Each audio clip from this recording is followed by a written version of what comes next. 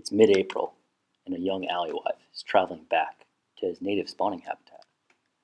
But as the alewife makes his way up Latimer's Brook, it becomes obstructed by a man-made object. The problem? An old mill dam is blocking its path. But wait, there may be another option.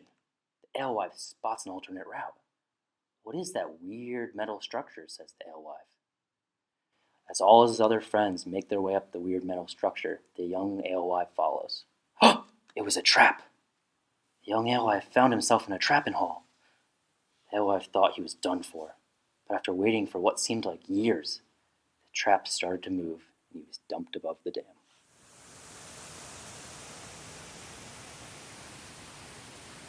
Dams affect the migration patterns of anadromous fish and limit their ability to reproduce. Anadromous fish are fish that leave their original habitats in rivers, migrating into the oceans, and then years later return to their original rivers to spawn. The presence of dams can prohibit their ability to return to their native rivers to spawn by blocking access to original rivers and slowing the flow of rivers, consequently disorienting the fish and deterring them from returning to their original spawning grounds. Anadromous fish include species such as Atlantic salmon, shad, rainbow smelt, alewife fish, and river herring. The presence of dams can have negative side effects. They keep fish from migrating from their native rivers out into the ocean, which negatively impacts the physiology of the fish.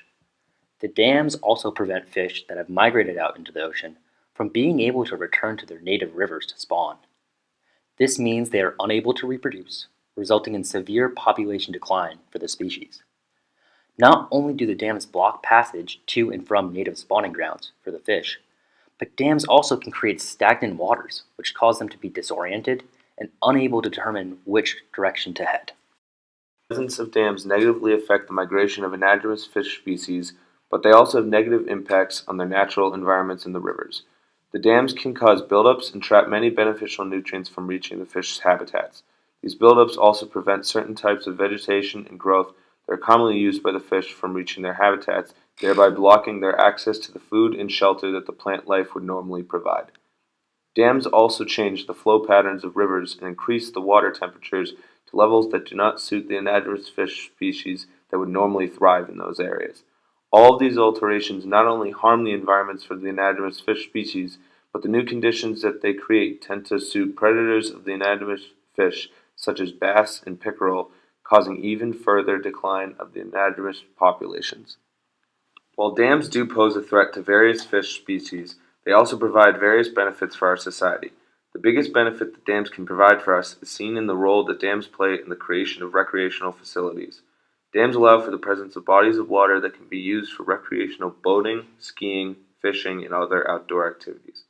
Dams also provide flood control for areas which are used to control the release of floodwaters held by the dam and divert them to prevent dangerous floods. They also create reservoirs that can hold water for essential purposes throughout communities.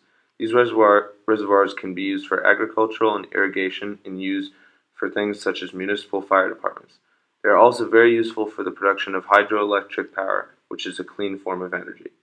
Despite their many uses, the benefits of dams do not outweigh the costs they will have on the fish and their ecosystems who possess their own economic, cultural, historic, and recreational value.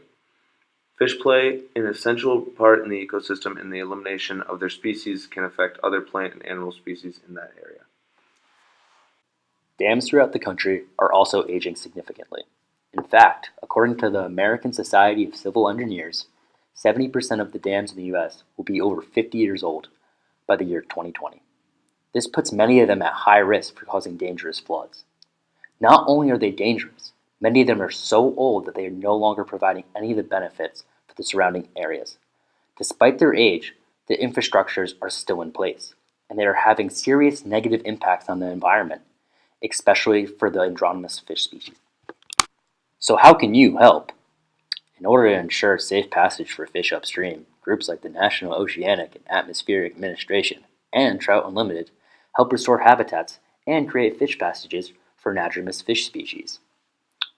Fish ladders are water-filled structures that allow fish to pass up and over it in a series of steps. Fish like salmon move to the base of the concrete, timber, or aluminum staircase, and then swim or jump from step to step. Some systems may have switchbacks and turning pools, depending on the height of the dam. This system is most useful for dams that are still in use. For places where putting a fish ladder is not possible, organizations will often use trap and haul. Once again, the fish are attracted to the base of the fish ladder, they climb up the ladder where they can stay in pools or tanks, and then are transferred into specialized tanks and barges. This system allows the fish to be released the other side of the dam. This system is often used over a fish ladder because the fish are trapped, allowing scientists to monitor the fish populations before releasing them back into the dam.